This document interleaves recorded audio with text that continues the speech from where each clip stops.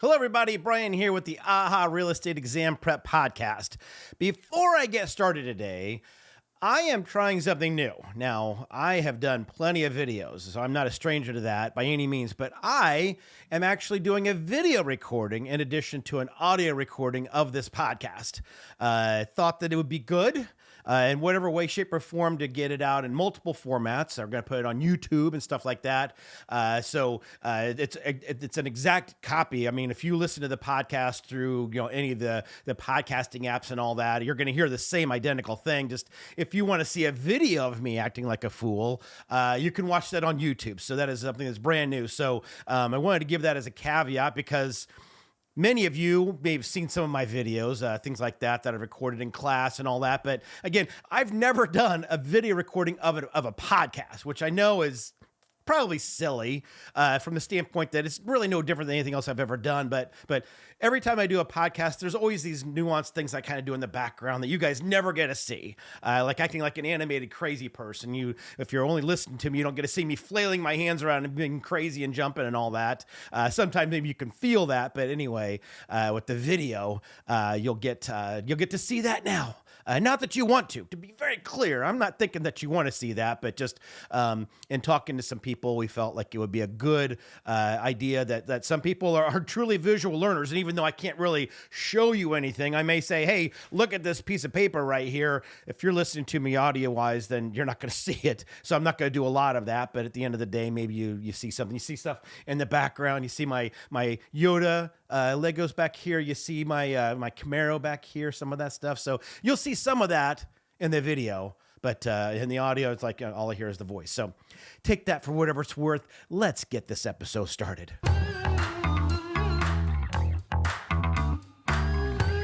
Welcome to the AHA Real Estate Education Podcast, where real estate students come to get tips, strategies, and secrets to pass the state exam. If you are lost in the chaos of real estate terms and definitions, you have come to the right place. Now here is the real estate expert and legendary instructor himself, Brian Lee. Hello, future real estate agents, and thank you for listening. I am your podcast host, Brian Lee. Welcome to the AHA Real Estate Exam Prep Podcast. Welcome to a brand new year. Woohoo! Let's see if I can't pull this off. Woo! Here we go. Yeah. Welcome to 2025. It is my mission, as always, to help you get through the real estate exam, knock it out, be done with it. That way you can go on to the trials and tribulations of being a real estate agent. So let's get through that hoop. Again, welcome to the January episode. So happy to be recording this. I'm actually honestly recording it on New Year's Day, January 1st. I had some time off. My kids are out of the house. The wife is out doing some stuff. I had some time alone. So it's like, I'm going to record this on January 1st. So it literally is the brand new year for me. So welcome to that. And with that, guys, gosh, this is so awesome. This is where I guess this is where the video is going to maybe pay off. This is the third anniversary of the podcast. Back in 2022, I had to do the math there. Yeah, 2022, I released the very first podcast episode. I think I released like 2 or 3 at one time, but it was January of 2022 that I released this podcast, that I started. So it's been 3 years. So I am just so excited. I love it. I love that you guys love this thing. Again, 3 years. It's crazy to think that I've been going for that long. Been teaching for a long period of time, but just the podcast is fantastic. I love that you are listening. I love the feedback that you get from me guys. Thank you. Thank you so much. Thank you so much for being part of this with me, for listening to me, tolerating me, going through all that stuff, and hopefully you've enjoyed it. Certainly look forward to many more episodes and all that and whatnot. Now, I want to be cautious here because I do respect what the listener was getting at, but I have a message. I have a message that I want to put out there, and forgive me if it's a little snarky, but here it is. Here it is. One of the listeners was upset recently that I did not mention their name in the last episode, that they had graduated, and they had emailed me. They had messaged me maybe back in November, October. I don't remember when, to be very honest. But I missed their name, and they emailed me, and they quite frankly said that they were pissed because they expected to hear their name. And, that attitude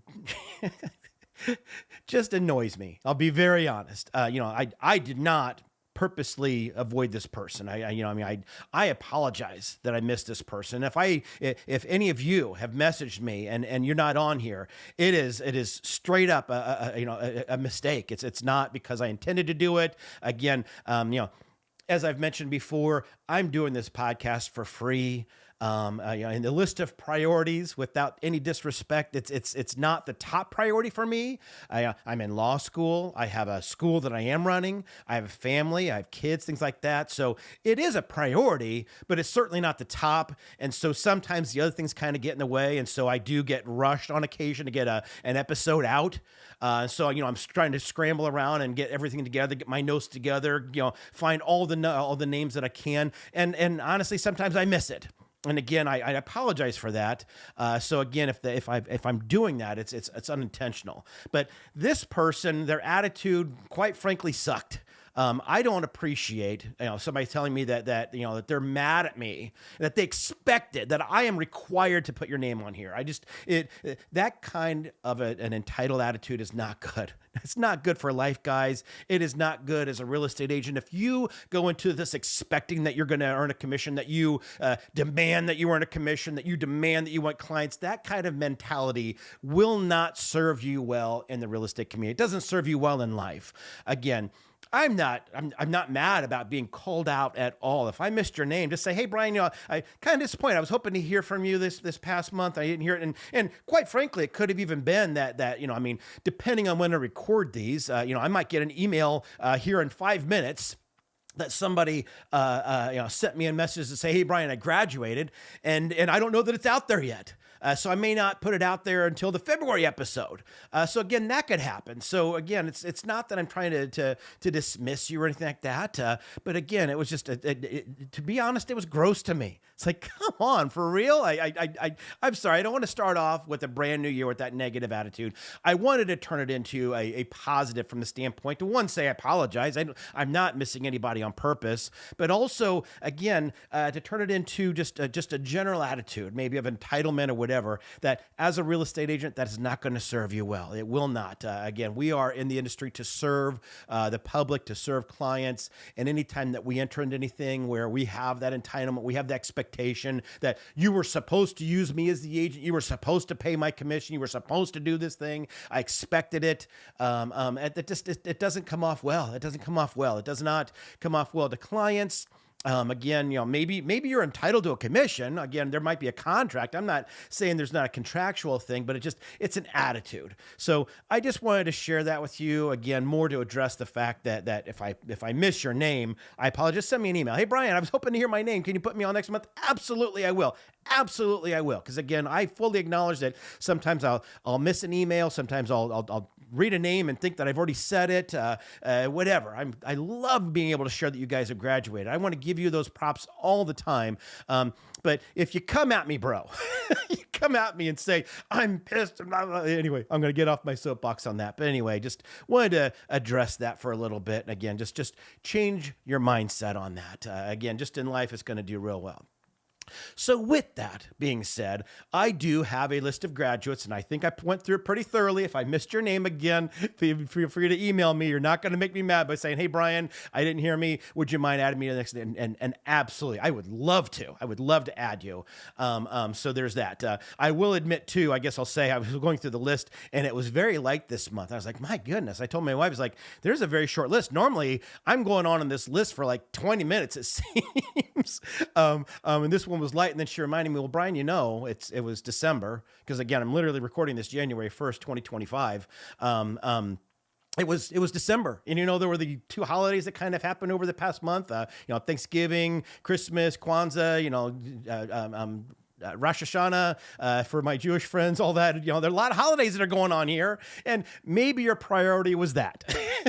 I don't know why that escaped me, but it's like, that's why people aren't taking tests and graduating in December. Not say they're not, because obviously there are, but there weren't as many. So this list is relatively short compared to my normal months, and it's because of the holidays. It makes total sense, Brian. I mean, Jeez, can't believe that escaped me. Thankfully, I'm married to a great wife that keeps me in line. So the list of recent graduates is this: Joseph, Alejandro, Madeira, Tyler, Travis, Douglas, Zach, Christy, Alan, Patricia, Devin, Trudy, Rhonda, Wanda, Daniela, Cecilia, Maisie, Lena, Ruth, Melody, Sadie, Ryan, Tamika, Scott, Christina, Chris, Jessica, Jeffrey, and Haley. Whew. Again, that's still a pretty big list, but I'd say it's probably maybe about 2/3 to maybe a half of what it normally is. So again, we'll see. Hopefully January, many of you are going to knock out the exam, and in February, I'll be able to add your name to it. As always, I do get listed again for the same reasons. If I don't read your email, it's again, I seriously randomly pick these. I'll get like 5 or 6, 10 of these a month. I mean, some people send me like a quick message like, "Hey, Brian, I graduated," and not that I don't want to celebrate that, but some of these have some good stories. And so I try to sift through them and pick through ones that have great stories and things to give some encouragement to you. And at the end of the day, I might still end up with 4 or 5 of those. So I just have to like randomly turn them over, almost like I'm shuffling cards, and just like pick that one and pick that one. So here are the 2 for this month. The first one is from Jeffrey. Jeffrey is from north side of India, or I'm sorry, not north side. He is from northern Indiana, South Bend. So my Notre Dame fans, I mean, I'm kind of sad about it because my college team, Indiana University, IU, just got beat by Notre Dame. But I mean, I'm a Notre Dame fan too. First, I'm IU, first and foremost IU. But to my Notre Dame fans, I'm with you. I'm just sad that you beat us in football this year.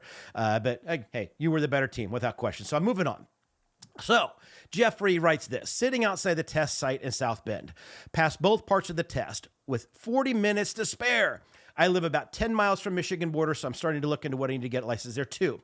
Thanks so much for your instruction and encouragement. I took the online course with you in October and then began listening to the podcast. The course was very interesting and engaging. I really enjoyed the course, but the podcast really helped cement everything in my brain. I listened, ready for this? I listened to all 107 episodes twice. So that means 214 listens, and some 3 times, well over 200. I never listened to podcasts before, but for the past 8 weeks, I've been listening to your podcast every single time I get in my car. Sometimes I would just drive around or park somewhere and finish listening one before I continue driving. So that's pretty cool. What he wanted to share with you too is that I echo the opinion of you and others. The podcasts made all the difference for me. After I got used to them, I did start listening at 1.25 speed or faster. So I've done that before too. Totally get that. Also, as I was listening to them, I kept thinking how useful the podcast will be in real life once I'm doing the job. I'm going to keep listening and following your podcast while working as a real estate agent and recommend them to every real estate agent I know. Also, I did practice the breathing you suggested and used that before and after the exam, and it helped. So relieved and happy now. Thank you, Jeff. Thank you, Jeff, for that message. Hopefully you guys can appreciate that too. Listen to the episodes 214 plus times at 1.25 speed, maybe, to get through them all. But that's awesome. The next message came from Haley. Haley is from New York. So shout out to my friends in New York. Haley starts off, you ready for this? I freaking passed. And I think, let me count, there are 8 exclamation marks. I freaking passed 8 exclamation marks. So I'm assuming she's screaming this thing. That's why I'm hearing it. And then she goes on to say, "Hi, Brian, I'm writing to thank you for getting me through this test. I am a stay-at-home mom of 3-year-old twin boys." Oh my gosh. "And have 2 older stepdaughters as well. Since having my boys, it has been extremely difficult to find a job, let alone a career with a double daycare bill taking almost any profit from actually working a normal job. I've worked part-time from everything from fast food to currently being a full-time janitor at night at an elementary school. It has taken me about a year to get this course and test done in upstate New York. Trying to be a mom of 4, studying, and having ambition hasn't mixed well this year. Does that sound familiar to anybody? I am going to bet, anecdotally speaking, that more than half of you are in some shape or form in the same boat as Haley was here, that you have kids, that you have all these things that are juggling and trying to get all that, trying to find that ambition. And I love that Haley did that. And I hope that message rings true for so many of you.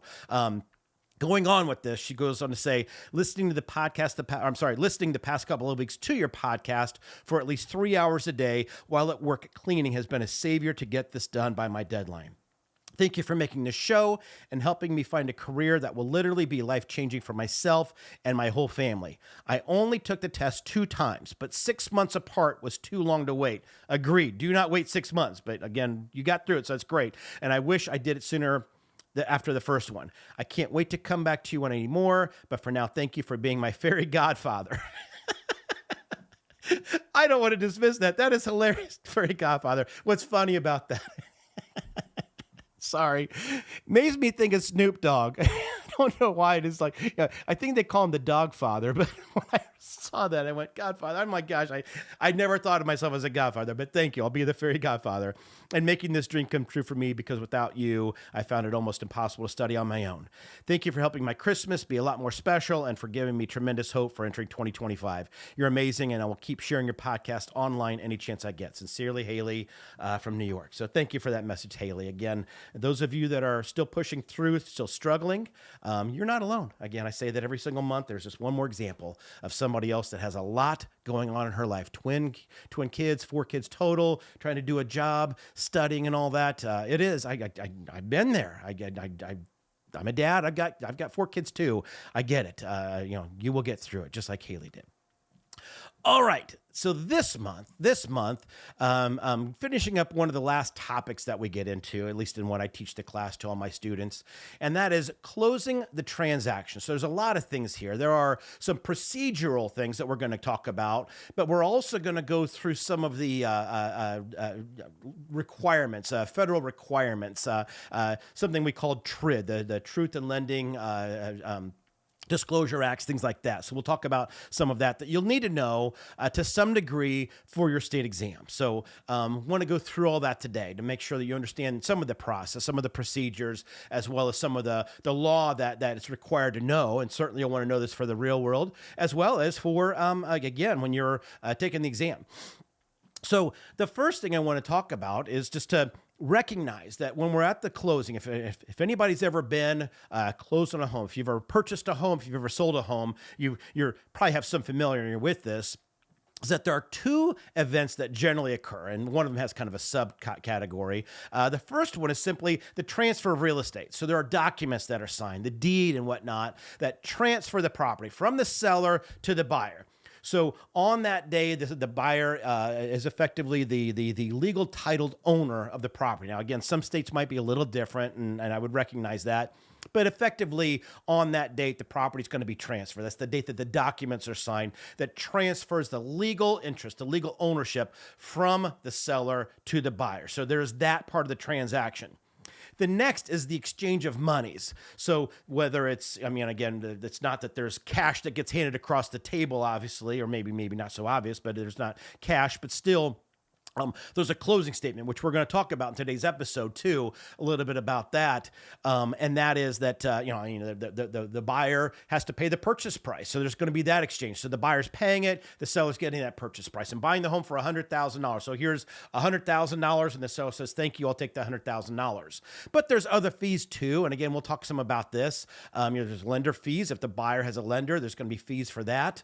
The seller will certainly have some fees. There's probably some title recording fees. Maybe they have a mortgage they have to pay off. So that's what we're talking about, is that exchange. There's this accounting, this financial accounting of money that both parties maybe have to pay to some degree to some other party or to each other, or they're receiving from some party or from each other. So there's the accounting for that. And then a subset of that is the buyer's mortgage. So anybody that's been to a closing knows that when you have a buyer and they're borrowing money, there's going to be that mortgage transaction that also occurs at the same time. So we're doing all these things. And again, sometimes they are split up. I would fully acknowledge that. Again, depending on the circumstances, it may not all happen at one sitting, although usually it does. But again, it might not. But those are the 3 things that happen. It's the exchange of rather the transfer of real estate and the exchange of money and the involvement of the exchange of money. Sometimes the buyer is borrowing money from a lender. So there's that lender component of that too. So that's what we get into here.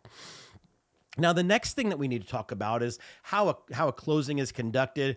And here, guys, it's going to be, I hate to say state specific. It is state specific, but really, they are almost all the same. There's just some nuances to it. There are, in general, two forms of a closing, two forms of a conclusion of the transaction. They call it the consummation of the transaction. There is the closing in escrow. There are 11 states that close in escrow, which is a unique set of circumstances. An attorney's involved, transfer of money, transfer of property. Again, I'm not going to get into that. For state-specific stuff, I do teach in North Carolina. That they are one of the close in escrow states. So for a North Carolina student, and here, let me just say it here: Alaska, Arizona, California, Hawaii, Idaho, Nevada, New Mexico, Ohio, Utah, and Washington, and North Carolina. I don't know why I don't have that on here. Just said them. Alaska, Arizona, California, Hawaii, Idaho, Nevada, New Mexico, Ohio, Utah, Washington, and North Carolina are all a close and escrow state. And you might be in a state that some states do have a variation of this. Again, if you're in one of those states, it's a unique situation. I'm familiar with it. I'm not going to cover it today because it is only for 11 states out of 50. So for the 39 other states, I'm not going to go through it. If in those state-specific things, I absolutely do cover it. I'm not going to go through all the nuances, but there is that. And then there's another type of situation where you have a title-related closing, where you have a title company. In all those situations, there's going to be an attorney involved.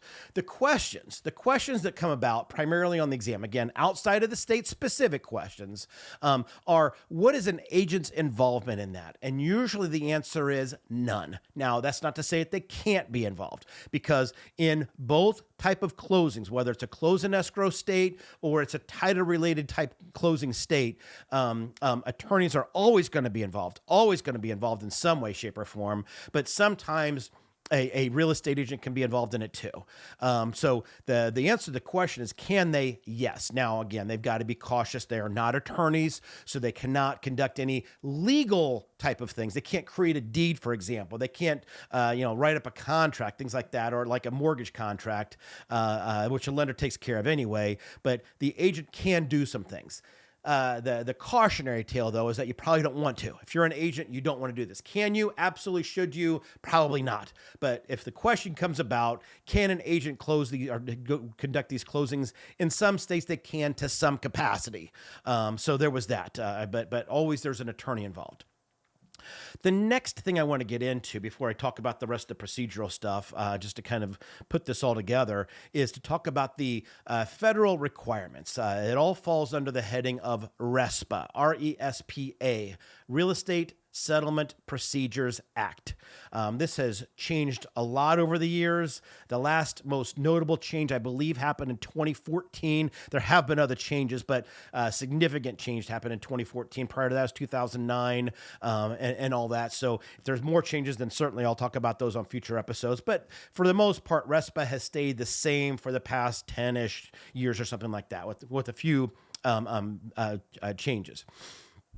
For the purposes of the test, though, again, there's plenty of to know about this, but for the purposes of the test, there are a few things that you'll absolutely want to make sure that you have in your notes that you want to know, so that way, when you're taking the exam, that you'll get these answers correct. The first is that RESPA itself only applies to residential transactions, So it does not apply to any other type of transaction, whether it's a commercial property, an industrial property. They have similar type of closings, don't get me wrong, but as far as the federal rules and requirements and RESPA is in relation to, it is only for residential property. So again, if you see a question about a commercial property and does it have to apply to, or does RESPA apply? The answer is no, it does not. The next thing that RESPA addresses is they talk about what is known as an affiliated business arrangement. What this is, and it can take all kinds of forms of it, but one of the most common examples is that we have a brokerage firm that also is an owner or a partnership with another real estate related business, like a title company, like a mortgage company, like an inspection company, something like that. So that's what they're talking about, an affiliated business arrangement, where, again, the owners of the brokerage firm are also owners or part owners of a title company, a mortgage company, something like that. So there are disclosable things. So anytime that there is that affiliated business arrangement, where, again, the owners of the brokerage firm also own this title company, let's say, that there is a disclosure that is required with a couple of things to keep in mind. One is that if the owner, so again, we have the brokerage and they own less than 1%. If they own less than 1% of that affiliated business, they are a 0.5% owner of the title company, they don't have to disclose anything. So the number is 1%. If they own 1% or more, they have to disclose. So again, it's some brokerage firms have found a loophole, if you will. It's not really a loophole. It's the law that, I'll take 0.99% ownership interest in the title company, which means that it's not disclosable. But certainly if it's 1% or more, they have to disclose it. This is also required to be disclosed, even if that brokerage firm is not involved in the title company at all. I mean, it is possible, without getting into the legal aspects of all this, for a person to be an owner of a business and never participate in any part of it. So, I'm a brokerage firm. And I own 5% of this title company. And all I do is real estate brokerage stuff. I sell homes, I buy homes, I help my agents do their stuff. I don't do anything with title, but I am an owner, so I'll take some profits from that title company. Again, the title company, they have their own people that we've hired that do the title stuff. So they do all the work. I don't do any of the work. I'm just an owner and I'm going to get my 5% share of the profits or whatever that is. So even if you are not participating in that business, you still have to disclose it. Again, if it's 1% or more, you have to disclose it. So some people have tried to get around it by saying, I own 10% of the title company, but I don't do anything with the title company, so I don't have to disclose it. And the answer or the response is that, yeah, you do. Yeah, you do. If you're an owner, period. Doesn't matter whether you are fully engaged in that other business or not. If you do nothing with that business, if you are an owner, you must disclose it. Again, participation or not, as long as you have 1% or more. And again, this has to be disclosed to your clients. That's who we're disclosing this to. That's what that gets into, to say that, hey, client, you're a seller. I'm going to represent you in the listing of your home, and I would recommend that you use this title company over here. I think they do a good job. And in recommending them, I'm going to tell you, and this is all documented, this is all written. This isn't just a verbal conversation. I'm going to document to say that, hey, I do own 5% of that company, so you know that. Again, they're doing all the work, so I'm not doing the work. I'm doing my brokers. I'm helping you sell your home, but they'll do the title work, and I am a part owner of that. So you have to disclose that. The next thing that RESPA gets into is something called TRID. So this is the change that came about in 2009 and then was updated in 2014. It's something that prior to these changes, there used to be a couple of different rules. There was the Truth in Lending Act that was there, and then we had RESPA. So what they did to avoid confusion, which I think most people have acknowledged did not help unconfuse anybody. I think it's still confusing to many people. They combined all these rules into one rule called the TRID. So it's the TRID is the Truth in Lending RESPA Integrated Disclosure Rule. So they integrated both the Truth in Lending Act and the RESPA Act, put them together, made them what's called TRID, T-R-I-D, called the TILA, Truth in Lending Act RESPA Integrated Disclosure Rule. Another way to put it, the way that they have described it, is in quotes, know before you owe. And that might be helpful to understand what TRID does. It's know before you owe. It's a disclosure. It's a federal requirement that all lenders that loan money in a residential transaction, again, must disclose some things to the borrower. So that way, before you sign the final documents, borrower, we want you to fully be aware of all the fees, all the costs, all the charges, everything you're going to get into.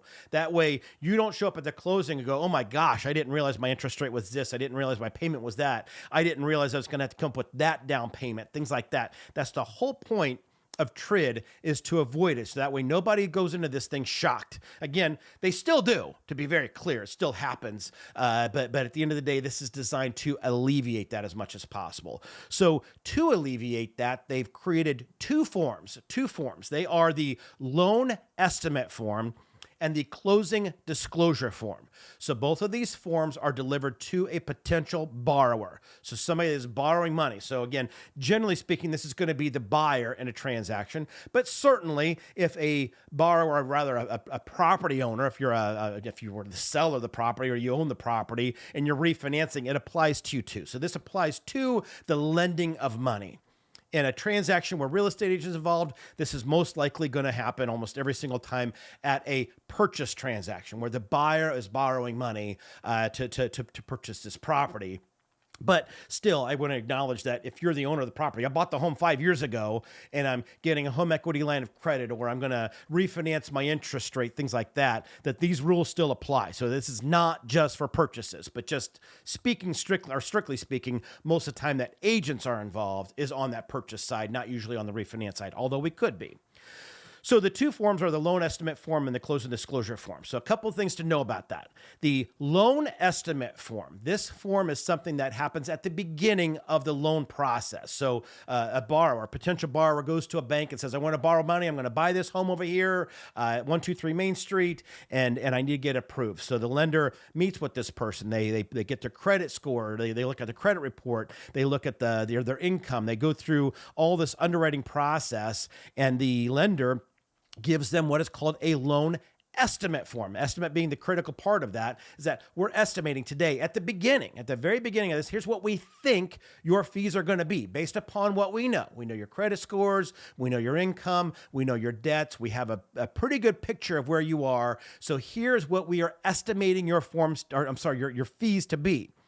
That form must be delivered to a person 3 business days after they make the loan application. So again, this is business days. So if I make an application on Monday with the lender, I meet with the lender on Monday, that means by Thursday, they are required to have this loan estimate form to me. So that gives the lender 3 business days to process, to again, do their due diligence, complete their due diligence, things like that, to figure out, do they want to be in business with me, the borrower? So it has to be delivered to them within 3 business days. Again, this is an estimate. With that estimate concept in mind, there are some tolerance fees that TRID allows. There are 3 of them. And so I want to make sure you know all 3 of these. The first one is what they call the no tolerance fee. So basically, if the lender tells you that this particular fee is $1,000, a no tolerance fee says that it cannot be any more than $1,000. It could be less. I mean, nobody's going to be mad at paying less than what was what was quoted. You quote me $1,000 and it's only $800. Nobody's mad about that.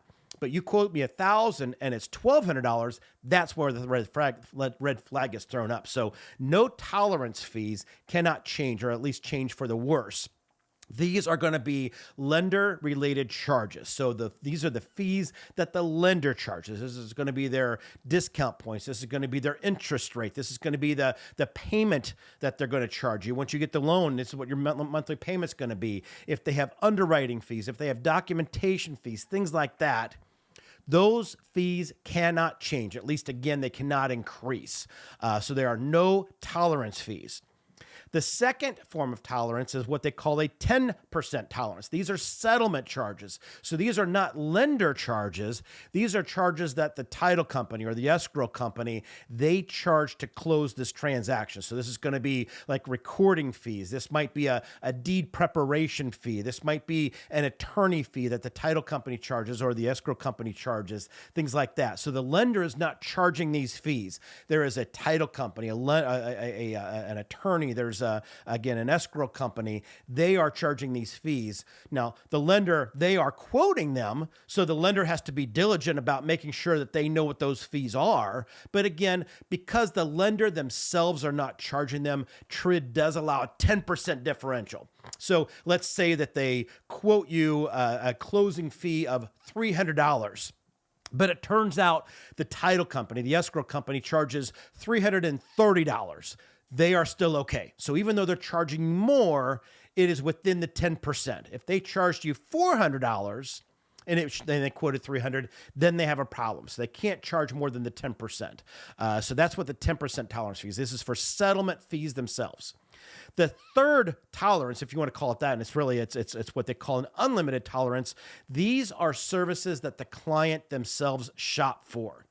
So this is not lender fees. This is not settlement fees. These are going to be fees most commonly like your homeowners association, like your property taxes. These are things that you control, borrower, not us. You're buying that property over there and the property taxes are X number of dollars. The lender doesn't set that. The title company doesn't set that. That's something between you, the property owner, and the state that you reside in, the county that you reside in, whatever it might be.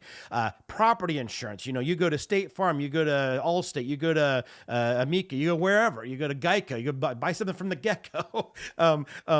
Those are things that you shop for. So they are required to quote something. And again, they'll be relatively good or they'll be close. But again, they might say that your homeowner's insurance, we're estimating to be $1,000. But you, the borrower, you go out and you shop and you buy the most expensive policy and you put some additional riders onto it. You put some endorsements, things like that on it that make it $1,500. And you did that because you have some special collection or whatever like that, a special collectible type of thing. So your policy is $1,500. That can be whatever. If they quoted $1,000 and your policy is $3,000, they're okay because again, you shopped for that fee. So again, the three tolerances are zero tolerance, cannot change if it's a lender fee. It can change by 10% if it's a settlement fee, and it can change to whatever. It's an unlimited tolerance if it's a fee that the borrower shops for. Again, the lender quotes all of this in this loan estimate form. They quote all of it. But the ones that they are primarily responsible for is theirs. That's why it's zero tolerance. Then the 10% tolerance is for title company or settlement fees. And then the zero tolerance, they come up with a number. But again, if they're completely wrong, it's okay, are the fees that you shop for. So there's that. The next form that we talked about is called the closing disclosure form, also commonly referred to as the CD, closing disclosure form. It is required to be delivered to the borrower 3 business days before closing. So they have to have it 3 days before closing. So if we're closing on Friday, we have to have it by Tuesday. I have to have it by Tuesday. Or I'm sorry. Yeah, no, I said that right. Tuesday, making sure I'm doing my math right. You have to have it by Tuesday in order to have that closing go through. So you'll have to have it 3 days before closing. Now, this closing disclosure form, it is a more accurate representation of the actual cost. Remember the loan estimate form we did at the beginning. Over the next 30 days, month, whatever it is, the lender's going to go through their process and they're going to be able to have a better idea. Now we know what title company fees are. Back on the beginning, we had an idea, but we were still estimating what they were. Now we know the title company you've chosen, we've contacted them, and we know what their fees are. You have selected your homeowner's insurance policy, so we know what that is. We know what property you've purchased, so we know what the property taxes are. So this closing disclosure form is going to be a lot closer to the reality. It's not an estimate anymore. Now we know what those fees are. So the closing disclosure form is basically a representation of what we estimated at the beginning, and here is what it ends up being. And again, on this form, there are 2 columns, one of what the estimate was and one of what the actual charges are. And they'll go through those tolerances. They'll say in this section, these are the no tolerance fees. We quoted $2,000. And as you can see here on the closing disclosure, your fees are $1,800. So we're good. It was not more. We're actually charging you less. So that's good. They can charge you the $2,000, but they can't charge you a penny more. And there's no tolerance. Again, in the 10% tolerance, there'll be that section of the closing disclosure. They'll say we quoted $300. Well, it turns out it was $330. Again, we're still good because we have the 10% tolerance. And then we'll look at the no tolerance section where we quoted $1,000 for insurance or property insurance. And you shopped around, you bought a policy for $1,500. So again, it would have that reflection, that comparison of those two things. So there's that. Again, this form must be transmitted, must be disclosed to the borrower 3 business days before closing. It is important to know also that if anything changes on that, if there was a tolerance fee change or there was some other change, again, your job at the beginning of this process, you were making $5,000 a month, and you got laid off, or you took a hit on your pay, and you're only getting $4,000 a month, or maybe your credit score changed. You had a 725 credit score, and now you have a 700 credit score. So there's a change that happened on you. This is not on the lender, but change that happened on you. Well, the lender has the right to change your loan information. Again, when they give you the estimate, They were basing it upon the income that they thought you were going to get. They were basing it upon the credit score that you had. If either of those have gotten worse, then chances are your fees are going to be a little bit more. Your interest rate might be more, things like that. It happens. So if there is a change, the lender must reissue a loan estimate form and then the disclosure form 3 days. So they have to update it. So that creates a brand new 3-day extension. So putting that a little bit differently, let me explain it this way. Let's say that we're closing on Friday. And on Tuesday, the lender sends the closing disclosure form. They send the CD. And so again, so they have it in plenty of time. We're ready to close on Friday. But it turns out on Thursday, something has changed. Something has changed with you. That again, the lender did a credit check real quick and they found out, oh my gosh, your credit score went from 725 to 680. Because of that, it changed your LTV or loan to value. It changed a lot of different things. So now your fees are going to be different. They now have to issue a brand new closing disclosure form. They have to now wait 3 days. So now you're not closing until next Monday, because Saturdays do count.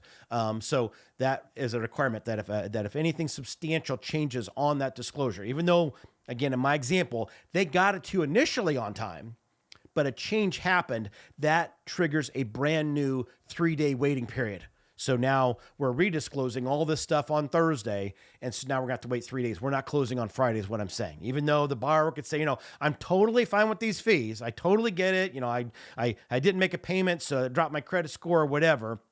I'm still good. The lender is required to give you 3 days to basically sit on it. So that triggers the 3-day time period. So there's that. The other thing that RESPA gets into, and TRID talks about, is something called a kickback and a referral. Kickbacks are compensation made between business professionals. Examples: you are a real estate agent. As a real estate agent, you might suggest, and let's forget about associated business arrangements, the ABAs, things like that, just that you as a real estate agent, you might develop a good working relationship with a title company, with an inspection company, with a home warranty company, something like that. And the home warranty company might say, or the title company might say, you know what, if you send me business, I'll give you $20 for every client that you send me. That is a kickback. You cannot receive that. Nobody can offer you any type of financial compensation for that type of a referral, if you will. And I use the term loosely because referrals are allowed, and I'll explain what that is here in a minute. But effectively, under the explanation that I just gave to you, where I'm an agent and I say, hey buyer, you want to buy a property? I highly recommend Jody over here. She works for Mortgage Company A. I think she does a great job. And what the borrower doesn't know, what this buyer doesn't know, is that Jody and I have a relationship, not a physical relationship. What I mean is that we have a business relationship, and Jody's promised to pay me $50 for every one of those. I'm not telling you that because if I did, it's illegal. You'd be mad at me. So we cannot do that. I'm referring you to Jody because I think she does a good job, and hopefully she does a good job for you. But I'm not referring her to you because she's paying me any money. If she's paying me money, that is a kickback. It is illegal, cannot receive any compensation.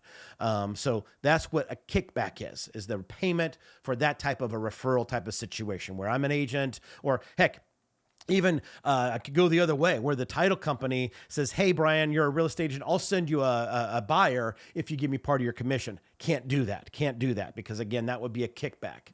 Now, having said that, there is, under the TRID rule, a referral fee. A referral fee is when we are exchanging clients. But this is only between licensed real estate agents, period. So referrals specifically are between licensed individuals, real estate licensed individuals. They can be in the same state. They can be, say, the brokerage firm. They can be in different states. It does not matter. A referral fee is allowed. So again, good examples of this include where I'm a real estate agent in state A, and I've got a client that wants to buy a property in state B. I am not licensed in state B, but I know a friend. I've got a business associate, a real estate agent associate of mine that works in state B. So I send this client, my client, to that agent in state B. State B agent does all the work, and they pay me a referral for that for that referral. So that is legal to do. Again, both because we are licensed, that is a big key factor, and we're also agents, and we are referring one buyer or seller to another licensed individual, and they're paying me a referral out of the commission that they have earned. So that is it. Now, this also has to be disclosed. Hey, buyer, I'm referring you. Again, I'm Brian. I'm in state A. I'm referring you to this agent in state B, or I'm referring you to this agent in a different city. You're in my same state, but you're in a different city. I just don't work on that property. Or another good example is that maybe you only do residential property, and your client wants to do commercial. I'm going to refer you to a commercial agent, things like that. But in any case, I'm referring you to them. And when they conduct the business with you, when they get a commission, they're going to pay me a part of their commission. You're not paying for it. It's not costing it to you. That agent's going to earn X number of dollars, whatever it might be, and I get a part of what they earn. So there's no additional cost to you. It's just something that they are paying to me. So I have to disclose that to them. So that is a referral. So make sure that you know what that is. The other thing that gets addressed, and now state law might be slightly different, but generally speaking, this is accurate. Something called a rebate. So this is a third type of payment, if you will, in a real estate transaction. A rebate is a return of money that a client paid. So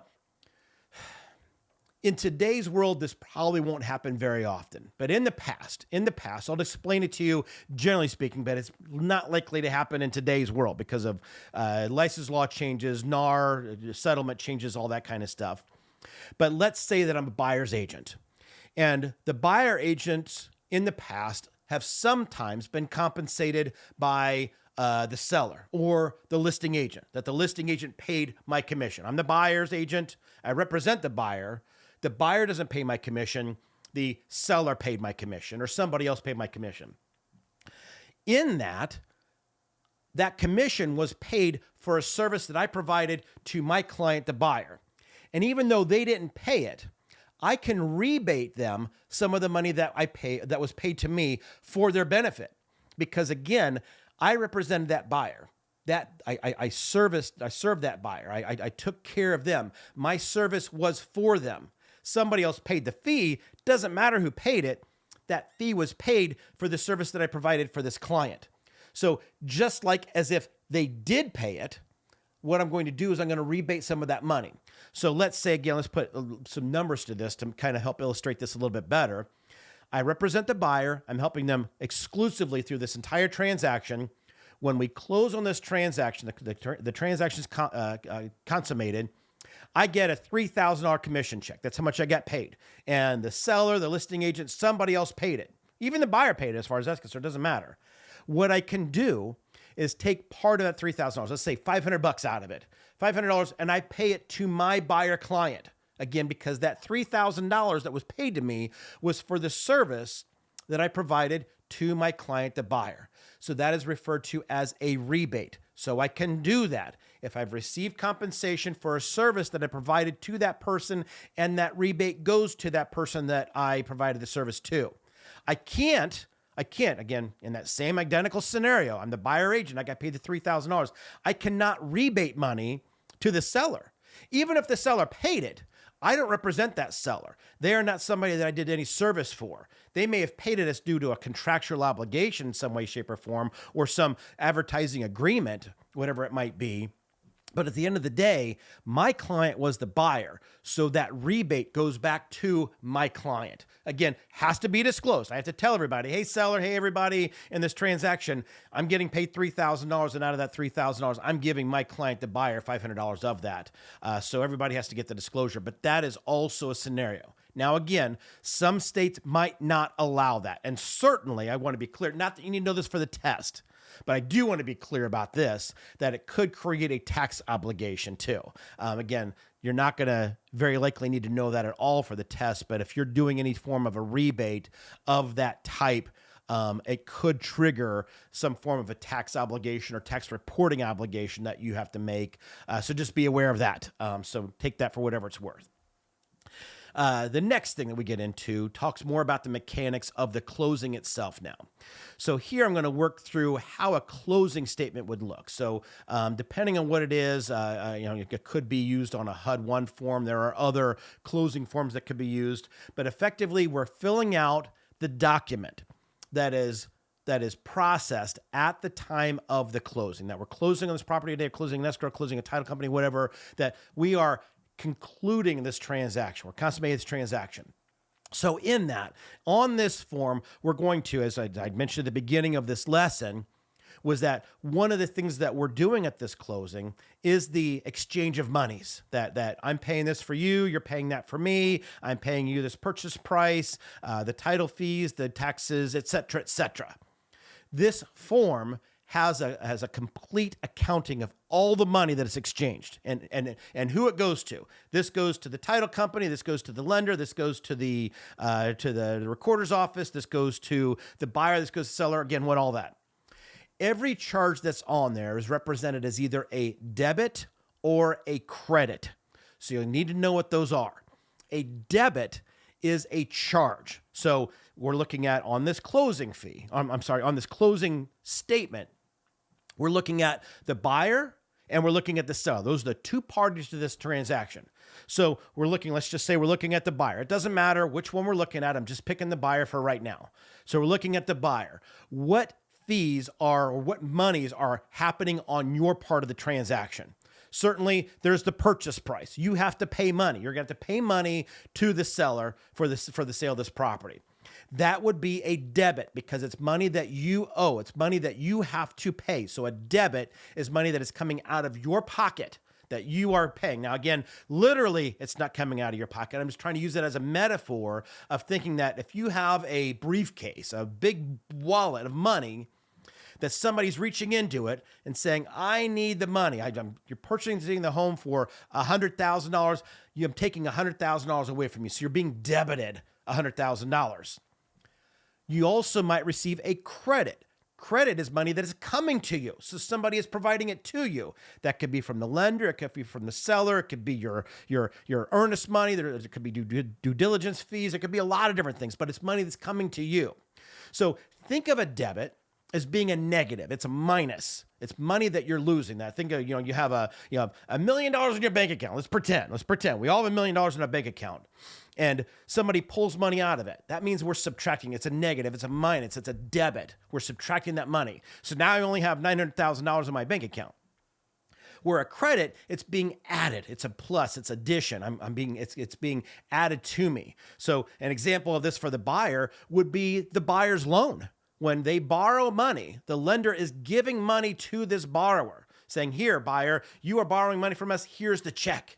You had to have a debit to pay the seller the $100,000, but we, the lender, we're loaning you $90,000 of that.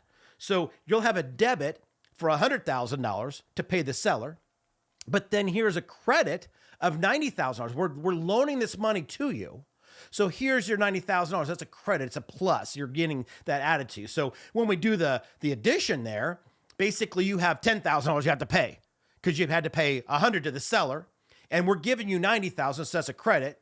So the end result is negative $10,000 or $10,000 you have to come up with. So that's the idea of a debit and credit. Same thing on the seller side. Again, different scenarios, but on the seller side, the seller gets the purchase price. They get the $100,000, and because it's coming to them, that's going into their bank account in effect. It's a positive. The purchase price of the $100,000 is a positive. So make sure you keep the debits and credits straight because, again, a lot of people will get caught up in that a little bit. So debit is a minus. It's coming out of my wallet. It's coming out of my pocket, metaphorically speaking. But on this document, it's showing that it's money that I have to pay, where a credit is something that I'm receiving. I'm getting it back. I'm getting it, again, somebody else is paying it for me, or maybe I paid it in the past and I'm getting it back as a refund of a sort, something like that. So it's money that's coming to me that's a positive. The next thing that we want to get into then that kind of ties into all this is something called a proration. Excuse me, had to take a drink. Those of you on the video, you got to see that just now. Hey, check this out. Look at this. I got this from my kids. Sorry, for those of you online or that are listening, you can't see it, But it's a little tumbler that my kids made for me for Christmas. It says, "I am their father." I'm a huge Star Wars fan. You guys maybe know that. And it has the name of my 4 kids with a lightsaber next to them. So if you watch the video, hey, that makes the video all that much worthwhile. So you got to see my little Yeti with that on there. Anyway, moving on. Talking about prorations. Prorations could be a debit or a credit, depending on the situation.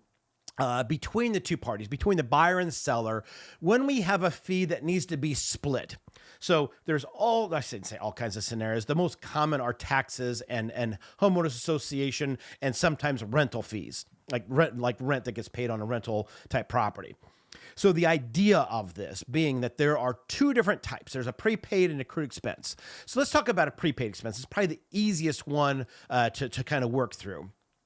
And let's talk about rent, because most people can understand the concept of rent, that you pay rent on the first of every month. So let's say that we're in, we're in January. So there's 31 days in January.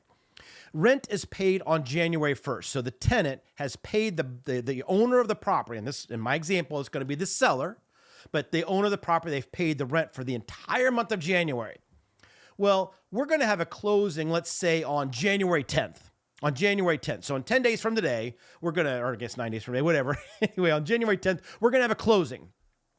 And at that closing, the buyer is going to be the owner of that property. So in a sharing of that rent, that rent has been prepaid. It's been prepaid for the entire month, for all 31 days of January. So that prepaid expense is going to have to be prorated, because the seller, they're going to get 10 days, maybe 9 days, depending on the state, but usually about 10 days. Let's just make it easy. 10 days of that rent. So we're going to have to figure out, what is 10 days of rent worth? We got all the 31 days, but the buyer on that 10th day is going to say, but now I'm the landlord for the rest of this month. So for the first 10 days, seller, you are the owner. So you get to keep 10 days of rent, where I get to keep the next 21 days of rent, roughly. That's the general idea of what would happen there. So there's a math calculation that we need to work through of how to figure out who gets what, because the seller got all of it. They have all 31 days. So again, let's make the math easy. That the rent was $310. A very unusual amount, but hopefully you'll figure out why. Basically what I'm saying is that rent is $10 a day. That's what I'm trying to do there, is that just making the math very easy. If the rent for the whole month was $310 and there's 31 days in the month, what I did is take 310 divided by 31, and that tells me that every day $10 of rent was paid. So after 10 days, $100 of rent has been used. So the landlord, more specifically the seller, they get to keep $100 of that $310. The buyer is going to be the owner after that, and they're going to be the owner for the remaining part of January.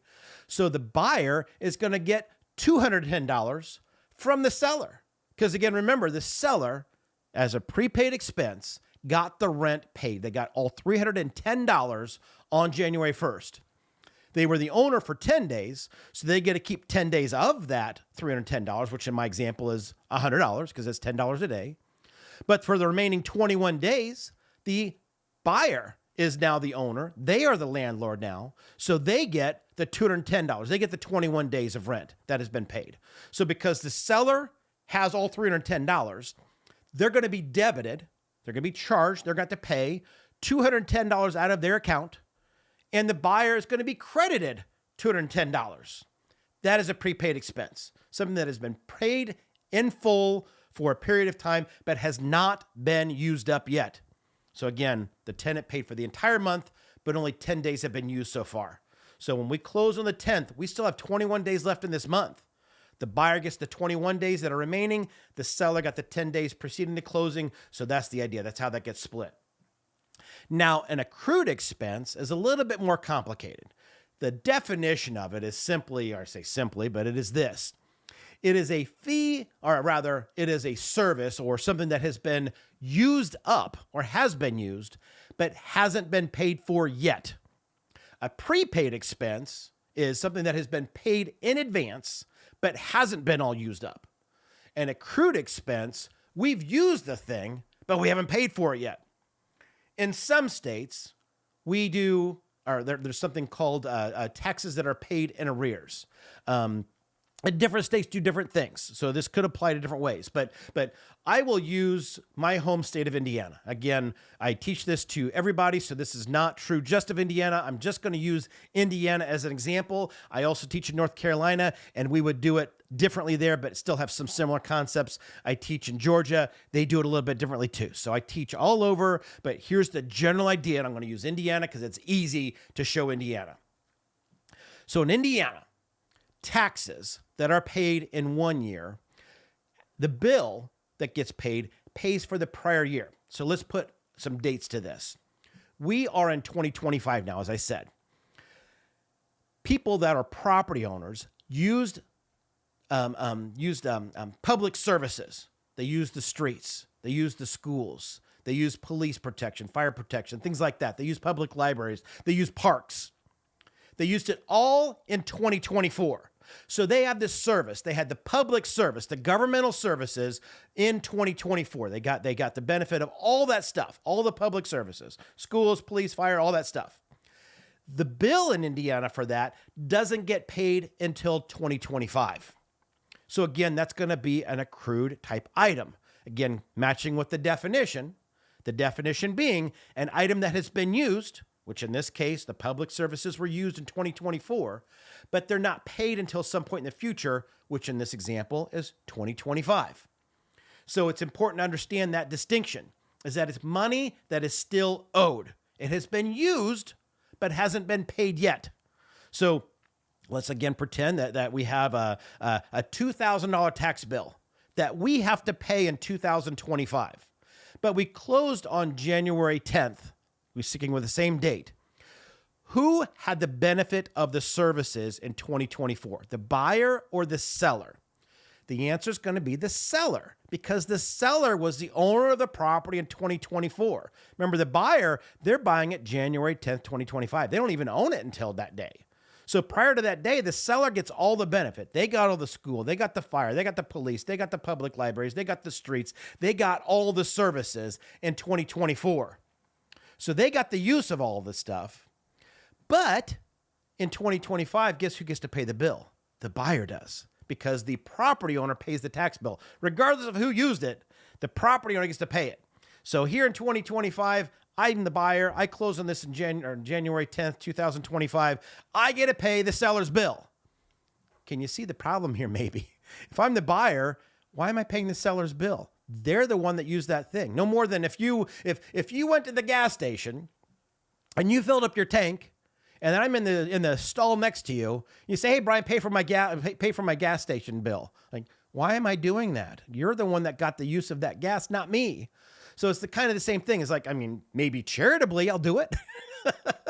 And that happens. Sometimes the buyer will say, "You know what, seller, that was your bill. You used it in 2024, but I'll pay it." Part of the negotiation is I'll pay it. So that is possible, but let's just still recognize it for what it is that the services were used in 2024. So the services have been used up, but the bill doesn't come until after. And in this case, the buyer's got to pay for it in 2025.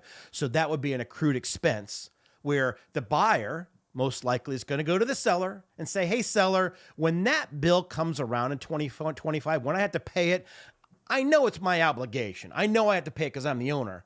But it was your bill. You got the services. So pay me that money and I'll pay for the services that you used." I'm obligated to pay it one way or the other, but I'm asking you, again, this would be part of the negotiation, for you, seller, to pay it for me. So the seller's going to be debited for the taxes of 2024, and that $2,000 in my example. The buyer gets credited the $2,000. And then when that tax bill comes through in 2025, the buyer says, "Here's your $2,000. I paid it for you." So that's the idea of that. That's what an idea of an accrued expense is. It's an item that has been used, but has not been paid for yet. So there's that. We'll talk a little bit about the math there, but I want to make sure that you understand the distinction between the two, because again, people get confused all the time between prepaid. Prepaid is as simple because it makes sense. It says it. I'm paying it in advance. It is prepaid, paid in advance, hasn't been all used up yet. Like in the case of my rental, where an accrued expense, we've used it all, but we haven't paid for it yet. So that's the difference between them. Now, the next thing that is annoying as heck, and I know why they do it to make it simple, but on your exam, when we're working through these calculations, you're going to most likely, unless the question tells you different, you're going to use what is called a banker's year for these calculations. A banker's year is easy because every year, leap year or not, doesn't matter. Every year has 360 days in it, even though we all know that a year has 356 days and a leap year has 357 days. No, 356 days. A normal year has 365. A leap year has 366. Sorry, I had to keep that straight. But in a banker's year, every year is 360 days. Every month has 30 days. So even though we know January has 31 days, and we know May has 31 days, and we know June has 30 days, we know February has 28 or 29 days in the real world, in a banker's year, every month has 30 days, period. Doesn't matter. If it's February, it has 30 days, even though on no calendar in our world, to my knowledge, has 30 days. In a banker's year, it does. They do that, I think, to make the math simple. That way you don't have to keep track of which months have 30 days, which months have 31 days. Is it a leap year? Does this February have 28 days or is it 29 days? Now, in the real world, you do have to know. You'll have to know that this month has 31, this one has 30, this one has 28, but if it's a leap year, it's 29, et cetera, et cetera. But on the exam, unless the question tells you different, which very rarely will they, use a banker's year where every month has 30 days and every year has 360 days. So you'll just need to know that. Again, if they say use actual calendar days, then you'll have to use actual calendar days. And you'll have to know which days and which months have what days. But most of the time, you're going to use that banker's year. It's weird, but they do that, I think, for simplicity on the exam. Now, the next thing that we want to get into, now that we've kind of talked about prepaid and accrued expenses, and we talked about that banker's year, is the math. Let's get into the math of this, of both of these. So here's what we're going to do. And most of the time, your expenses are either going to be a monthly expense or an annual expense. Now, I'm not going to tell you that you won't see an expense that might be quarterly, which is 3 months out of the year, or that might be semi-annual, which is 6 months and 6 months. But to my knowledge and from my experience, all the questions that revolve around proration, just in general, whether it's prepaid or accrued, it's either a monthly expense or it's an annual expense, one of the two. Again, you might have a different question, so be prepared for it. I don't want you to go in thinking it's only monthly or annual. I'm saying that it's almost likely going to be one of those two. So depending on which one it is, I want to either use the number 360 if it's an annual expense, or I want to use 30 if it's a monthly expense. So again, if we're talking about an annual charge, let's say I'm going to use a quick, easy number. Let's say that this bill, it's a tax bill, and the annual charge is $3,600. $3,600 for a year. I know that there are 360 days in a year. So I'm going to divide 3,600 by 360 because what I need to do all these calculations, every single one of them, I'll need to know a daily number. I'll need to know a daily rate. So what we're saying here is that if the bill, again, prepaid, accrued, does not matter yet. If it's a $3,600 bill and it's an annual charge, I'm going to take that annual charge of $3,600 and divide it by 360 because that's how many days are in a banker's year.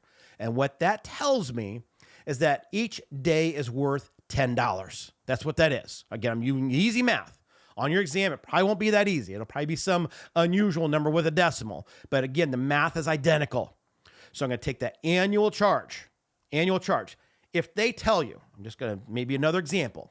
If they tell you that the tax bill is $1,800 a half year, but they want to know what the annual fee is, you'll either have to, two ways you can do that. You can double the $1,800 because there's 2 6-month periods in a year. So again, you're just back to $3,600. Or if you think through it, if it's half of a year, that means that there's 180 days.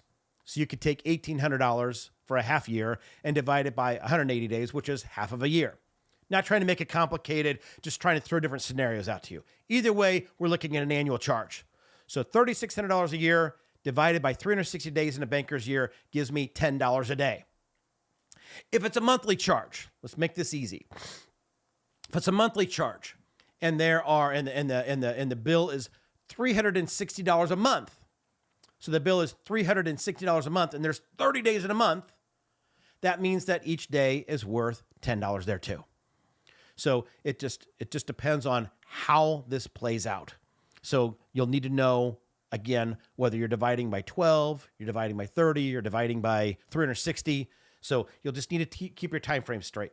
Watch what the bill is.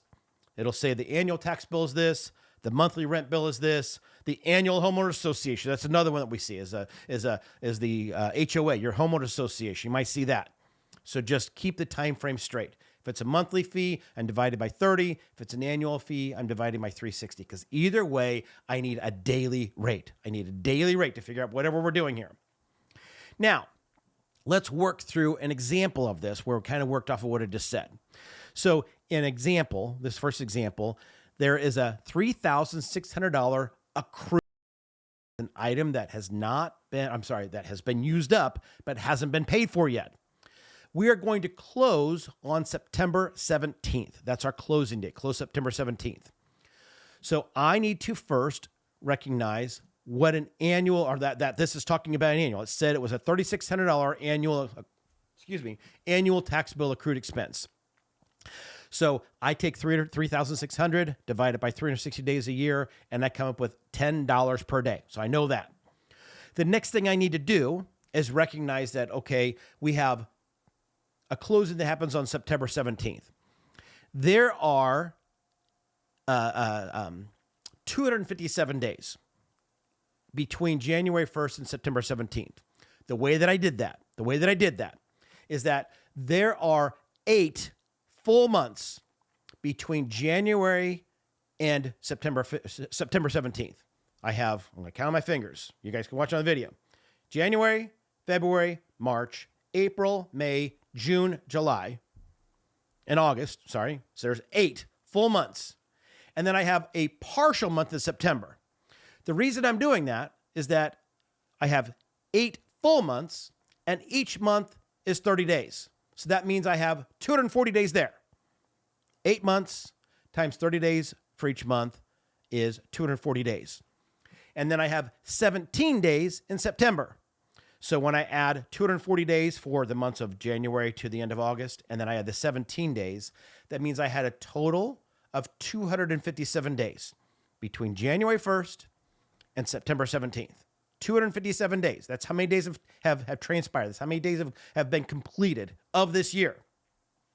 So then, now that I know how many days has transpired, I take the $10 per day and multiply times the number of days. So I take 257 days times $10 a day, and I get that there was $2,570 that has been used, but hasn't been paid for yet. Because again, it said it was an accrued expense. So it means that the seller used these 270 days.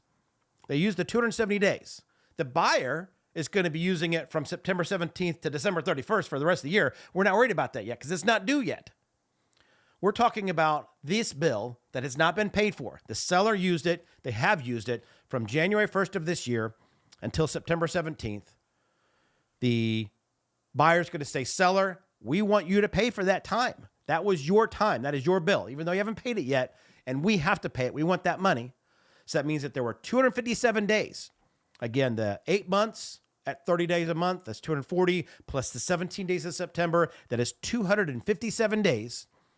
And at $10 a day, that means that you owe us $2,570. So the seller will be debited $2,570, and the buyer will be credited $2,570. So the buyer's going to get that $2,570. And then when the bill comes due, they'll pay that for the seller, effectively. They're paying it for themselves, but they're paying it for what the seller used. So that, and as an example.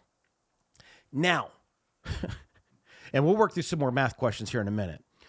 Something to be aware of. Different states have different rules, and certainly a contract can deal with this too. There is a concept called closing to the closing to the date and closing through the date. So here's where this can be complicated. In some states, the seller, quote unquote, owns the closing day. So in my example of September 17th, that means that the seller owned it for 7 days in September. If it's to the date where the buyer owns the closing date, the seller only owned it for 16 days. Because on the 17th day, the buyer is the owner. Now, that's not a typical scenario, but it can be. Again, be aware of your state. Most states, by definition, or by default, I should say, are through closing, meaning that the seller owns the closing date. So in my example, the seller owns September 1st through September 17th.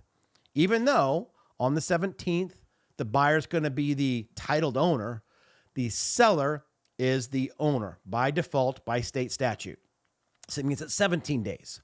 However, if the question said it, or maybe you're in a state that doesn't do that, where the buyer owns on the closing date, that means that the seller owns it until the 16th. And then on the 17th, when we close, the buyer's the owner, so they take that on. So in that type of a calculation, I would have done 256 days instead of 257. So if it's a buyer-owned closing day, the answer would have been $2,560, only 256 days. Because again, the seller owned it from September 1st to September 16th, then the buyer owned it on the 17th and that far out.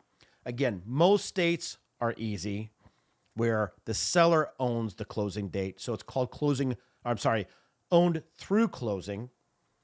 So in that case, the seller owns it on the 17th. So it is just the 17 days. That is complicated, guys. I wish I could make it simpler. I don't know how. Just be aware of that. And if you're in a state or you have a question like that, you'll need to dive a little bit deeper into that. Let's see here. Let's use the same calculation, though. Let's use the same calculation and work through a prepaid expense. So again, the accrued expense was one where the seller used it up, but they didn't pay it, which is why we did the calculation that we just did, where the seller is going to pay $2,570 to the buyer. The seller's going to be debited, the buyer's going to be credited $2,570 because the seller's paying the buyer for what they used, what the seller used.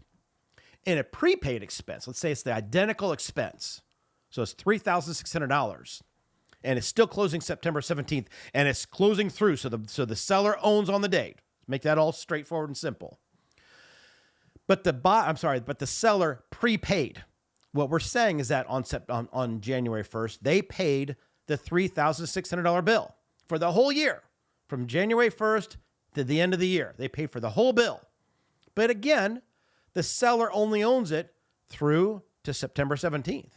So the seller's going to say, hey, buyer, you're the owner after the 17th until the end of the year. We paid your bill. We paid your bill. On January 1st, we paid for the entire year. And we've used 8 months and 17 days of it. So we'll not ask for that money because we use that part. But for the remaining part of the year, for October, November, and December, and then the 13 days in September that you owned it, we want that money back because we're not using it now. It's a prepaid expense. We paid all of it at the beginning of the year. Hope that makes sense. So the math is similar, but it's a little bit different. We're going to start off the same way that we have the $3,600. And since we've already got the number, the $2,570, I'm just going to subtract that from that because the $2,570 is what the seller used up of that $3,600, if that makes sense. They used 257 days of the year. So at $10 a day, they used $2,570 of the $3,600 that they paid at the beginning of the year. So that means that there is still $1,030 left that has not been used. It has been paid because, again, trying to make this clear, the seller paid the full amount on January 1st. They paid all $3,600. They've only used 257 days. So we're going to subtract $2,570 from the $3,600 that they paid. That means that there's basically 103 days left. That's what that is. But there's $1,030 left that has not been used, but has been paid. It was prepaid. So now the buyer is going to be debited the $1,030, and the seller is going to be credited the $1,030. So again, very similar calculations, but very different results. An accrued expense is going to be a debit to the seller and a credit to the buyer, and the same amount of money, the $2,570 in my example. Where a prepaid expense, it's going to be a debit to the buyer and a credit to the seller. So there's that. And in this case, it was the $1,030 because that's how much has not been used. So again, keep with your definitions to understand this. Watch for the term prepaid, watch for the term accrued. Accrued is it has been used, but hasn't been paid for yet. So my first example, the seller used 257 days, but didn't pay for it. So the buyer says, give me the money for those 257 days. Where a prepaid expense, the seller paid it all. And the seller says, hey, I paid for the whole year. I want some of the money back for what I paid. So that's where the $1,030 came from, the $103 or 103 days came in. So hopefully that helps make sense a little bit. Now, the next thing I want to talk about real quickly is transfer tax stamps, excise tax revenue stamps, tax deeds. I am not going to cover that today. That is a closing related fee. Some states, I don't even know a number. I mean, I know there's a handful. I know North Carolina is one of them. I know Michigan does this. Several states have a transfer tax stamp, an excise tax, a revenue stamp, that deed tax, things like that. Effectively what they are, they're all similar in this respect, is that when a property closes, when a property transfers, with a few exceptions, when a property transfers, there is a tax that has to be paid to the state. And that's why I've always referred to it as a transfer tax, which is what it is. But again, different states call it different things. But it all basically says that because the property transferred from one property owner to another, again, with a few exceptions aside, when we transfer that, there's a tax that has to be paid. It's almost like a sales tax of a sort. It's not a sales tax, but it's kind of like that if you want to think about it that way. So in a purchase transaction, you have to pay for that. Now, I'm not going to cover that because states do this completely differently. I just wanted to make you aware of the fact that they do exist in some states. If you're in a state that doesn't have this and your school didn't cover it, you don't have to worry about it. Indiana, we don't have to worry about it here. Michigan, we do have to worry about it. North Carolina, we do have to worry about it. Florida, we do have to worry about it. So depending on where I teach this, I teach it all over. I'll have a different conversation with you for each individual state.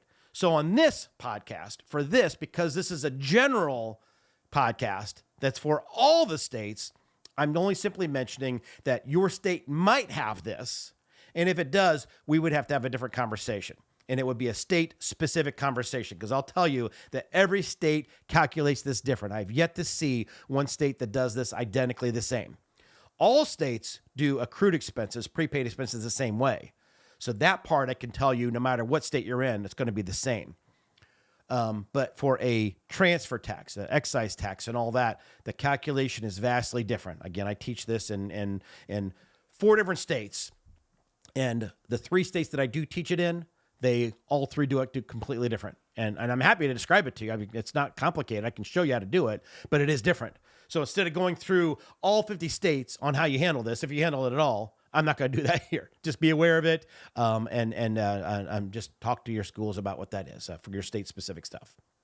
All right, now let's get into some exam questions. I know you might be exhausted. Hopefully you paused and took whatever break that you needed to get into, but let's get into some exam questions. Let's start off with some easy ones, and I've got some math here for you too, so we'll get to that. The first question. The closing disclosure form must be used to illustrate all settlement charges for A, every real estate transaction, B, only transactions financed through VA and FHA, C, residential transactions financed by federally related mortgages, or D, all transactions involving commercial property. So what do you think this is? A lot of people choose A. Every real estate transaction. Well, we already know that that's not true, hopefully, because D is also wrong. Because we know, as I said before, that TRID, RESPA, deals with what? Residential properties only. So saying every real estate transaction is wrong because There are commercial real estate transactions. There are industrial, agricultural transactions. There are also residential, but the answer A, every real estate transaction is incorrect because we already know that D is incorrect, that all transactions involving commercial property, because we know it doesn't apply to those at all. Answers B was only transactions financed through VA and FHA. Well, I didn't mention that at all in this lesson. I mean, certainly it does apply to VA and FHA if they're residential loans, which they probably are. I mean, there might be a few exceptions, but they're through VA and FHA. But they're for any kind of a loan transaction, as long as it involves a residential transaction. So answer C is the correct answer, that residential transactions financed by federally related mortgages. So again, it doesn't matter whether it's VA, FHA, conventional, whatever. It's a residential transaction. It's not only for VA and FHA. It is not for every real estate transaction. It's certainly not for commercial. So answer C. Next question. At closing, the principal amount of a purchaser's new mortgage is what? So the principal amount, so the purchaser's new mortgage. So we're talking about the buyer here. They're getting money from the lender. Answers are A, credit to the seller. B, credit to the buyer. C, debit to the seller. D, debit to the buyer. Who does this benefit? It benefits the buyer. The buyer is getting this money, which answers my next question, because the question's asking, is this a credit or debit? We've already been through that.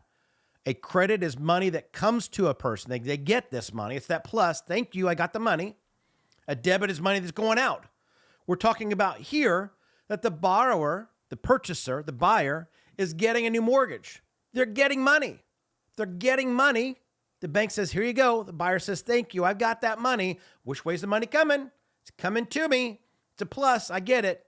So the answer is going to be B. It is a credit to the buyer. A lot of people will put that it is a credit to the seller, which was answer A. The seller does not get the mortgage. The seller does not get the loan money. The seller gets a purchase price. So if we're talking about the purchase price, the answer would be credit to the seller, because the seller does get that. Now, I know it sounds silly, but again, where's this loan money going to? It's ultimately going to the seller through the purchase price, but we're not talking about that. The question specifically is asking, what is that loan? Where is that loan coming from and who's it going to? The loan is not going to the seller. The loan is going to the buyer. They get the money. Here's your $100,000. I think earlier my example was $90,000. The lender says, here's a $90,000 check, buyer, so you can buy this $100,000 home. So the loan amount, the lender is giving the money to the buyer, to the purchaser, to the borrower. It is a credit to the buyer. That's what that is. All right, next question. In the closing documents, the earnest money left on deposit with a real estate broker is A, debit to the seller, B, debit to the broker, C, credit to the buyer, or D, debit to the buyer. So on the closing documents, the earnest money left with a real estate broker is what? We have not talked about earnest money. Earnest money is, it's a conversation I have in several different contexts. It is from a contractual standpoint, we talk about it. From a lending standpoint, we talk about it. And in closing, we talk about it too. Without going into a lot of depth, I do want to kind of help understand this thing again, but there's different contexts we have to keep this in. We're talking about the closing here. The buyer has paid this earnest money. They've paid this earnest money up front, saying, seller, I'm making this deposit that if I don't go forward in earnest, if I don't go forward in good faith, you get to keep this. If I just back out for no good reason, you get to keep the money. But if I go forward in good faith and I buy the property, this money is coming back to me. Basically, it becomes part of the purchase price. So I just answered the question in a way of what this is. So the earnest money that is left with the broker is going to be a credit to the buyer. Answer C. They're getting that money back on the closing statement. The buyer, if let's say they paid $1,000 at the beginning of this whole transaction, They write an offer. In the offer, in the purchase agreement, it says that the buyer is going to contribute $1,000 of earnest money to this transaction. And when we close, that $1,000 comes back. So again, at the beginning of the transaction, the seller wrote the check. The buyer wrote the check. So the money left them at the beginning, at the very beginning of this transaction. But here at the closing, 30 days later, a month later, whatever it is, the buyer gets that money back. So again, just like we talked about that mortgage, the money is coming back to them. It's coming back to them. So they're getting that money. They already paid it 30 days ago. It was a debit back then. But here on the closing date, they're getting that money back. So because of that, it is a credit to the buyer.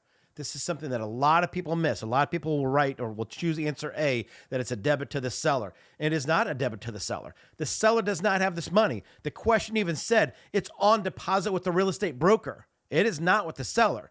If the seller held it, which that would be highly irregular and unusual, not impossible. If the question said it's on deposit with the seller, then it would be a debit to the seller. But in this case, it was on deposit with the broker. And so the seller, this isn't even a transaction for the seller. This isn't even a credit or debit to the seller. It is a credit to the buyer, and that's it. So there is that question. Next question. Let's break into some math now. A sale is to close on June 23rd. Real estate taxes of $2,640, $2,640 for the current year have not been paid. What does that tell you that it is? It has not been paid yet. That means we're talking about an accrued expense. What is the amount of real estate tax proration to be credited to the buyer? Use that 30-day banker's month for calculations. So the way we're going to do this, we already know that the annual tax bill is $2,640. I know that there are 360 days in a year. I need a daily amount. So I'm going to take $2,640 and divide that by 360 days in that banker's year.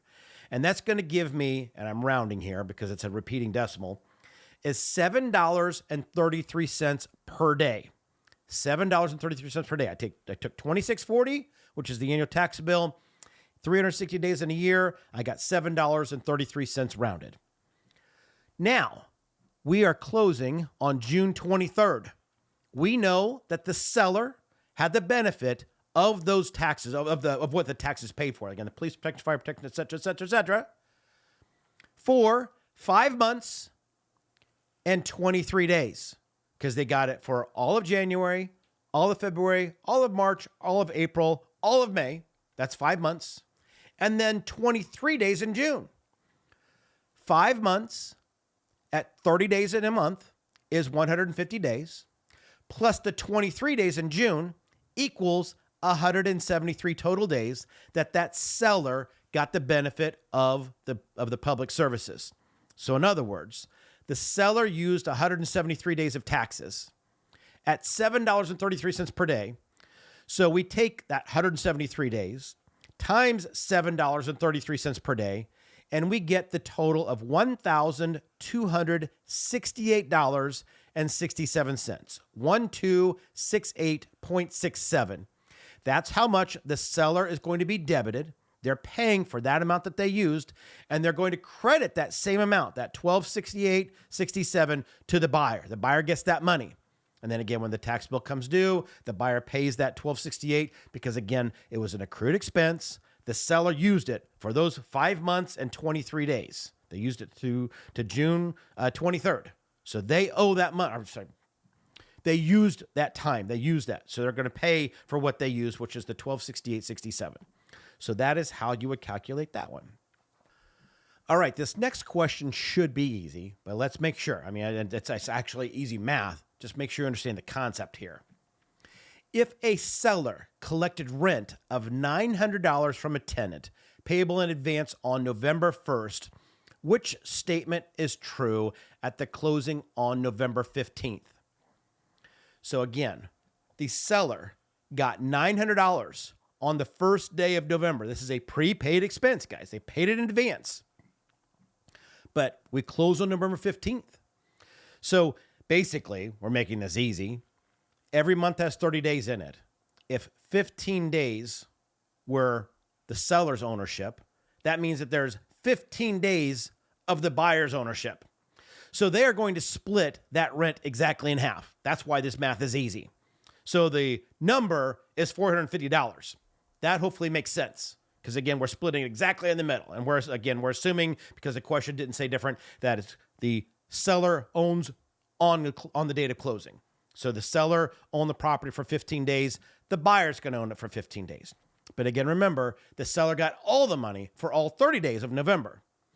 So the $900, the seller gets to keep $450 of it, and the buyer is going to get $450. So the question or the answers are the seller owes the buyer $900. Well, that doesn't make any sense. The seller gets $450 of it. They owned it for 15 days. Why would they pay $900? Answer B was the buyer owes the seller $900. That's crazy. Why is the buyer paying the seller $900 for, hopefully it doesn't make sense at all to you. Next answer was the buyer owes the seller $450. Again, for the same reasons, that doesn't make any sense. But the last answer, the seller owes the buyer $450, is the correct answer. Because again, remember, the seller got all $900. They got it all on November 1st. They were the owner for 15 days, so they rightfully get to keep half of it. They get to keep $450 of that, but they still have $450 in their account, the seller's account, that goes to the buyer because the buyer is the owner of the last half of the month. So the seller owes the buyer $450. So another way to put that is that the seller is going to be debited $450. The buyer is going to be credited $450. So that's what that is. All right. This is an interesting concept. A lot of people get this wrong. Security deposits for rental property should be listed on a closing statement as a credit to whom? So security deposits for rental property should be listed on a closing statement as a credit to whom? Going to make this very easy and tell you that the answer is buyer. It is a credit to the buyer. Here's the concept that you have to understand why it is. The other answers are seller, lender, and tenant. Do not pick, well, it doesn't make sense to be the seller because the seller's already holding it, but it's not the tenant either. This is a conceptual question that you have to understand. And this almost doesn't have anything to do with this chapter, with this topic. It deals more with the rental of property. But hopefully, you've listened to past episodes and you know a little bit about rental property. The security deposit that a tenant makes belongs to the tenant. The landlord is holding it for them. That if at the end of the rental term, if the tenant doesn't pay rent or there's damages, et cetera, I'm not going to get into all the details of that the landlord might get to keep some of it. But the landlord is holding this money, and this money belongs to the tenant still. So it belongs to them until the lease is over and we figure out the disposition of it. So if we've got a rental property and the owner, the seller, owns or has this security deposit and it belongs to the tenant, the buyer, when they purchase the property, they are now the landlord. Now, the question doesn't get into this, but we can reasonably imply that the lease hasn't terminated. The lease is still going on. The lease has not gone away. There's nothing in here that says that the lease terminated. If the lease terminated, then the tenant would get the money back. But in this case, what's going to happen here is that the seller is going to give the buyer the security deposit. Because when the lease is over, the buyer is now the landlord. And now the buyer, which is now the landlord, which is now the owner, and the tenant are going to figure out what happens to the earnest money. So it's a credit to the buyer, where the buyer still has to hold it for the tenant. So it's just a transfer of who holds the money. At the end of the day, it is still the tenant's money. But because the lease isn't over with, the tenant doesn't get it, which is what some people would choose. They say the tenant gets it back, and they don't. If the question said the lease is over, then yes, the tenant might get it back. But here, we're just simply transferring ownership from the seller to the buyer. Lease is still going on. Lease is unaffected by this transfer at all. So the seller's going to say, here's the security deposit, buyer. You hold on to it because now you're the landlord. You're now the owner. And at the end of the lease term, you and the tenant, you get to figure out what happens to that. I'm out. So that's why the security deposit is always going to be a credit to the buyer. It's going to be a debit to the seller and a credit to the buyer. So the buyer's always going to get this money. And again, the buyer holds it just like the seller did. in their earnest account or in the trust account until the end of the lease term. And at the lease term, then we figure out who gets what. So the buyer is credited the security deposit. Next question. Under the Tilla Respa, the TRID rule, a lender must extend the closing how many days if there are substantial changes to the loan terms before closing? How many days must the lender extend the closing? Answers are none, 2 days, 3 days, or 5 days. Hopefully you know. Pretty much the whole thing is about 3 business days. So the answer is C, 3 business days. 2 more questions for you. Then we're going to wrap this up. Next question, another math. In a sale of residential property, real estate taxes for the current year amounted to $2,840, $2,840, and have already been paid by the seller. That's a prepaid expense, isn't it? It just told me that. Okay, let's keep that in mind. The sale is to be closed on December 3rd. What is the settlement sheet entry for the tax proration? Again, use 30-day month. So again, the one that we did just a minute ago was an accrued expense where the seller did not pay it. They used it. I think it was till June 23rd. They used it for 5 months and 23 days or whatever it was. It was an accrued expense. This is a prepaid expense, so it's different. So we know that the tax bill is $2,840. Same thing we've been doing. I'm going to divide that by 360 days. That gets me $7.89 per day. $7.89 per day. Now I can do this a couple of ways. The way that some people like to do this is to count backwards. We're closing on December 3rd, so that means that there are 27 days that we need.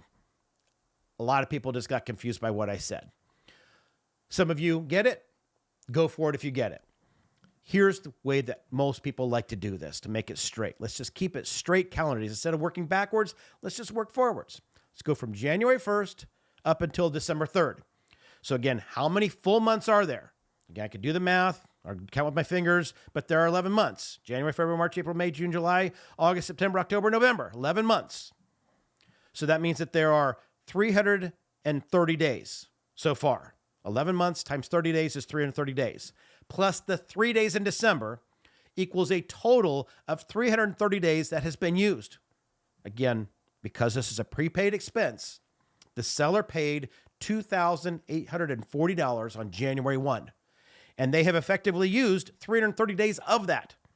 So 333 days times that $7.89 per day equals $2,627.37. 2627.37. That's how much they've used. Makes sense? Because they prepaid it. They've used it for 11 months and 3 days. So we're going to take the total bill, the $2,840 for the whole bill, and we're going to subtract the $2627.37 from that. And that leaves a balance of $212.63. That is the amount that has not been used. That means, again, doing it a different way, 27 days times $7.89. That's the way I was doing it at the beginning. Some people know to do that. You're going to come up with $212.67. But I think most people understand, let's look at what the seller used. They used 11 months and 3 days. So that means that out of the total bill of $2,840, they used $2,627.37 of that money, which means that $212, after I subtract the amount that they used from the total bill, they had a remaining amount of $212.63 that they didn't use, which is the 27 days that are remaining. So on the answers to the question, the answer is correctly $212.63 will be a credit to the seller. They're getting that money back because, again, it was a prepaid money. They paid it all. So they're getting some money back because they didn't use it all. Whereas the buyer is going to be debited $212.63. They're going to pay for the part that they're going to use, that they'll be using over the next 27 days.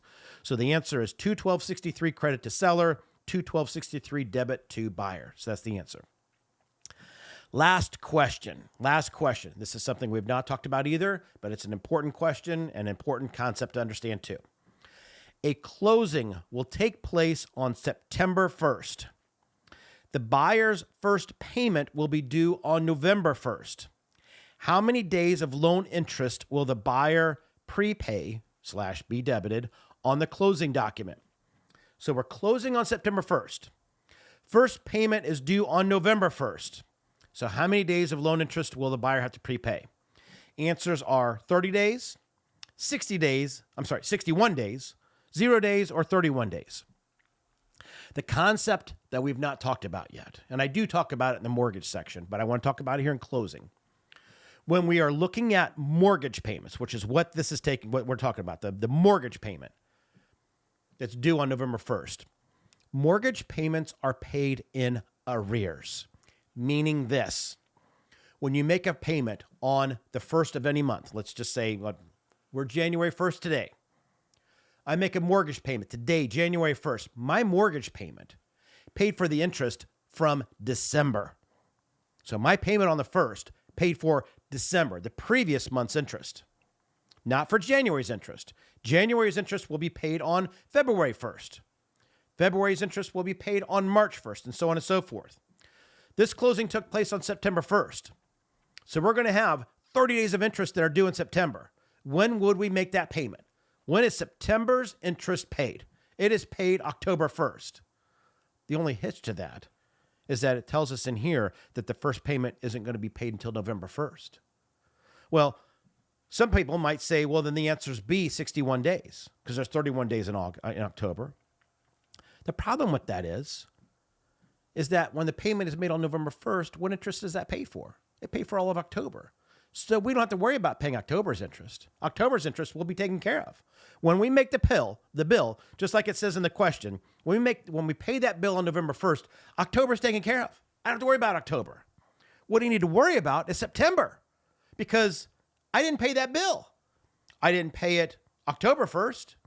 And the lender's going to say, well, we're not waiting until November 1st because November 1st, that pays for October. We want September's bill. We want September because, again, we closed on September 1st. So I have 30 days of September of interest that's not paid, that normally would be paid on October 1st. But because we're not making our first payment until November 1st, where do we get the money? The way that they do it, this is the way they do it in the real world, is that the buyer will be debited for that 30 days of interest on September 1st. You're going to pay your first month, that September 1st payment, the interest will be paid on September 1st because you're not making it on October 1st. Your first payment isn't due until November 1st. And the lender's going to say, because you don't pay us until November 1st, you're not paying us on October 1st to pay for September. We want our money now. So the answer is A, 30 days. You're going to pay for 30 days of interest on September 1st to take care of that September interest that, again, normally you would pay on October 1st. But in this scenario, you're not, because your first payment isn't even due until November 1st. So we want that September payment, because you're not paying the October 1st payment. November will take care of October, so we don't need that money. So give us the money now for that September interest. So the answer is 30 days there. I hope that makes sense. All right. So that is it for your questions. February's episode. Wow, there was a lot to cover in that one, wasn't there? February's episode is about environmental issues. So we're going to go through environmental issues about different things, federal rules, things like that, different substances to be mindful of and all that. So we will be covering that here in the first week of February. That is it for me today, guys. Be sure to visit our website, ahareep.com, helping to pass the real estate exam. If you're in any of the states that I teach in, please look for me on those sites. I would love to be your instructor, either now or in the future. Love to be able to do that. To join the the exam prep, you can join us for, the cost is $35, a very modest fee. You can even use the discount code LEGEND15 for 15% off. Gets it a little bit even cheaper for you. Appreciate if you share this with your friends. Love you sharing this and letting other people know, paying it forward, liking us on Facebook, Instagram, giving us a 5-star rating and all that kind of stuff. Hey guys, Happy New Year. I hope it's been great for you. Thank you for listening. Take care. Good luck on your exam and have a legendary day. You've been listening to the AHA Real Estate Education Podcast. If you'd like to learn more tips, strategies, and secrets about passing the real estate class and state exam, please visit us at ahareep.com.